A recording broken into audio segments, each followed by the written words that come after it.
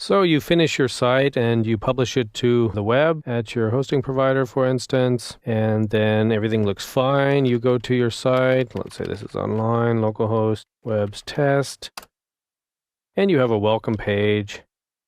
Your welcome page is, of course, your index.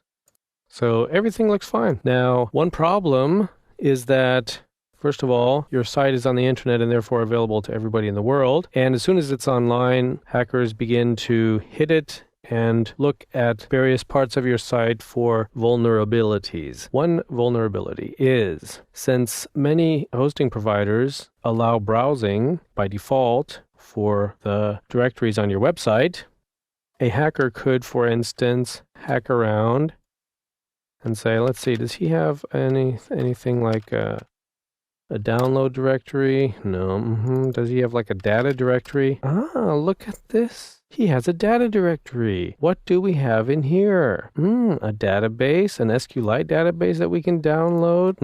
An import CSV file, some instructions that we can read. Isn't that interesting? Members XML file full of member information and a little settings INI file. Look at this, a database name and a user and a password with zeros and ones in it. Isn't that cute? So the hacker takes all of this information back to his lair and he'll be back. So how do you protect yourself against this? If you're hosting with an Apache web server, then you can make a .ht access file. Let me show you how to do that. You go to your directory here. So your main directory is the best place here. So we're in my web directory. Do open up Notepad. Let me show you how not to do it. If you do it like this, new, and then text file, and then type .ht access, enter, you'll have a problem because Windows has a problem with files that start with a dot. Just do it this way. Open up Notepad, File, Save, .ht access.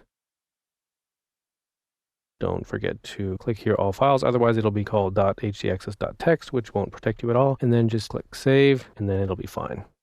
You will see that you have your file there now.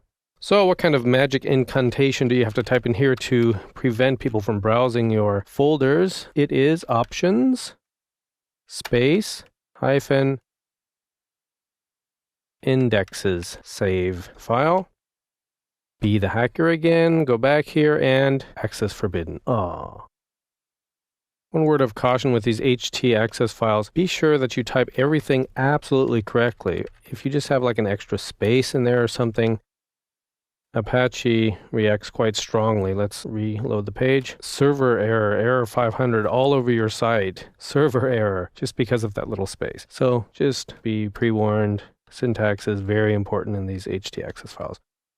But if you get it right, they're very powerful. As you can see, you no longer have anybody browsing your directories. But what if they have a lot of time on their hands, these hackers, and they think that you have a data directory, so they say, I wonder if he has like a settings txt file, object not found, What if he has a settings.ini file? Ah, look at that.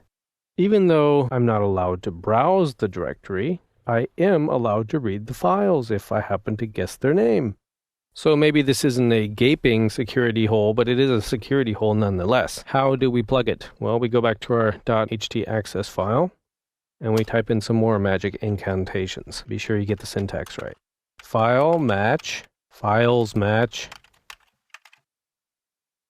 double quotes, backslash, period, open parentheses, then the extensions of the files you want to protect. I want to protect SQLite files, pipe. I want to protect XML files, pipe. CSV files, pipe. TXT files, pipe. INI files, all of those files I want to protect. $, double quotes, end of tag. Message is deny from all, end the tag, files match, and save. That's all you have to do. Reload. Access forbidden on that page. Now for any other files, for instance, you might have PDF files in data that you want to be downloaded, and they're able to be downloaded. What you specify here are the endings that should be protected.